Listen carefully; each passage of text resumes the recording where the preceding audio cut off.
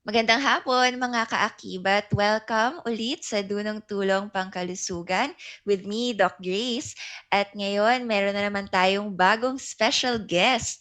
And I'm very proud to introduce sa inyo ang isa sa mga best friends ko since elementary. At ngayon, isa na siyang ganap na engineer. Everyone, let's welcome Engineer Job Ebwe. Hi, Best Bud! Hi, Best Bud. Magandang hapon sa inyong lahat, sa mga nakikinig. Konting introduction lang. Ako si Job. Ah, Job na lang. Magandang tawagin Job kasi maikli lang. Then, biblical pa, di ba? Yes. So, What do you do ba as an engineer? hmm. Ako ngayon ay nasa building officials ako as an annual inspection engineer. Siguro nakaka 2 months pa lang ako. 2 months pa lang ako sa trabaho ko ngayon. And I'm happy naman with my profession and sa life na binigay sa akin ni Lord. Ayan, mga kaakibat, sobrang proud ko dyan kasi grabe, alam niyo naman, hindi madali ang buhay ng isang engineer, di ba? Since yung college years ninyo, talagang maraming pinagdadaanan. And grabe, taga Mapua pa to, mga kaakibat. Yeah. Bigatin to. So, Shout out sa mga taga ayun. Mapua. Shout out po sa lahat ng Ah. mga nakikinig nood. Ayan. So si Engineer Job Bueno, si Job, oh, yun na lang daw ang itawag natin sa kanya. Ayan, ikikwento niya sa atin yung fitness journey niya. So bilang ang ano nga natin, segment natin ngayon ay dunong tulong pangkalusugan. So syempre mga usapin tungkol sa health yung pag-uusapan natin. So Job, maaari mo ba Mm. ikwento sa amin yung fitness journey mo? Like, when it started? Siguro na nahilig ako sa fitness since 2015. Mhm. Matagal na rin. So, matagal na. Dati talaga is, ang sports ko talaga is bodybuilding. Though Mhm. may mga sports ako na side like Muay Thai, nagbo-boxing din. Then, yun, sumasali ako sa competitions dati. Yung mga parang pageant siya or parang contest for bodybuilding. Mhm. So, yun nga, nagtuloy-tuloy yun. Pero pagdating ng 2019, Mhm. so parang doon ako medyo nag-lay low. Mm. Since parang yun yung years ko na parang sobrang down ko. Yung sabihin na natin siguro sa mental health ko rin. Yeah. Mhm. So, from there, parang binawi sa pagkain ko siya sa pagkain ko siya binawi. Kumbaga din ko siya kinukuha yung comfort ko. Yeah. Yeah. Then lalo na nung pandemic pa, 'di ba? Since nasa bahay lang and then of course, stress tayo lahat sa mga bahay natin since takot tayo lahat sa pandemic. Then na-realize ko nung one time in 2022, since parang sobrang bigat ko na, I was 220 pounds. 220. So I was 220 pounds. Then lumaki pa yon, umabot pa ako to 270. Mm. Then from there, nahihirapan na akong maglakad, sumasakit yung paa ko. Yung likod ko, lagi masakit. Yeah. Then laging hingal. Yan, laging hingal ako nun. Then one time, nung natutulog ako, parang sumakit yung dito ko sa may bandang heart ko. So parang medyo natakot ako nun. So parang nasabi ko na parang, Lord, parang ito na ba yung signs mo na para bumalik ako sa health. Yung parang Yeah. inatsupuera ko talaga siya. Inatsupuera ko Mm. talaga yung fitness ko kasi parang I suddenly realized na parang it's time for me to make a change.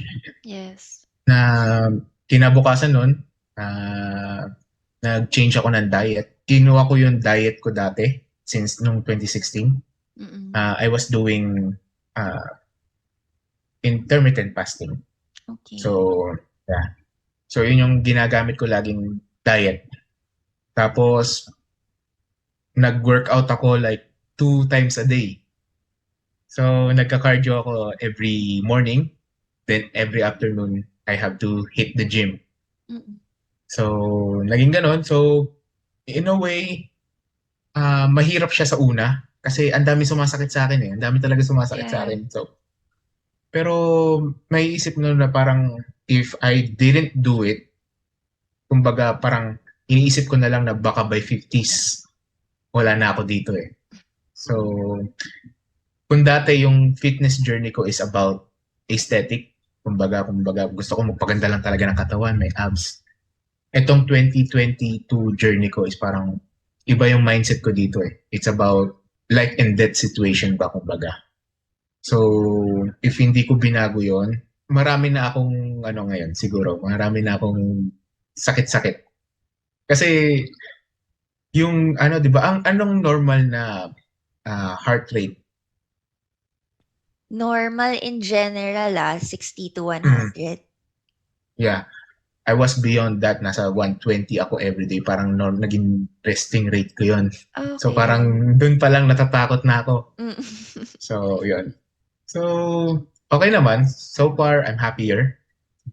Kasi, ano, though may mga time kasi na, ano din, na you have to enjoy din. Pero, Mm. iba na yung, ano eh, iba na yung mindset mo ngayon na parang, if mag-give in ulit ako, para baka bumalik ako doon sa dati na parang yung kinakatakot ko is bumalik. So, yun. So far naman, medyo nasusunod-sunod ko yung diet ko. Kahit na may work, may sidelines. Ayan. So actually 'no, yung mga sumunod na question somehow nasagot mo na rin kasi nga, Mhm.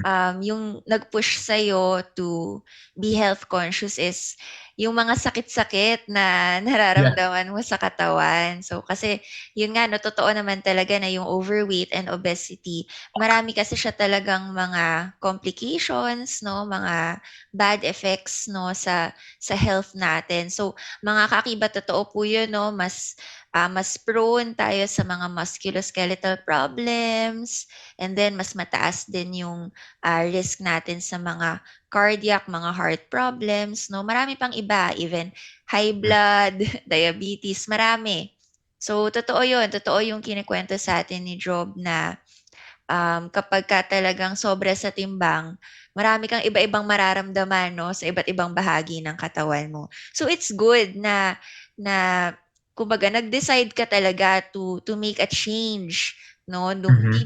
Hindi mo basta parang hindi mo basta binaliwala yung mga nararamdaman mong Yeah. symptoms. And then somehow nahapiawan mo na rin no yung mga struggles na encounter mo dun sa fitness journey mo. So actually yung magandang takeaway na nakuha ko dun yung importance din talaga ng mental health, no? Kasi Yeah. 'di ba parang nung nagka-problem ka yun nga, in terms of mental health, talagang nakaapekto rin siya dun sa fitness journey mo in general. Mm. So, yun nga 'no, it's really you agree right na kumbaga ang health talaga kasi all-encompassing yan 'di ba? Kumbaga Yeah. physical, mental, 'di ba, social, emotional, lahat. Lahat yan, different aspects ng health. So, Yeah. nakakatuwa na you were able Yeah. to stick to it na ngayon.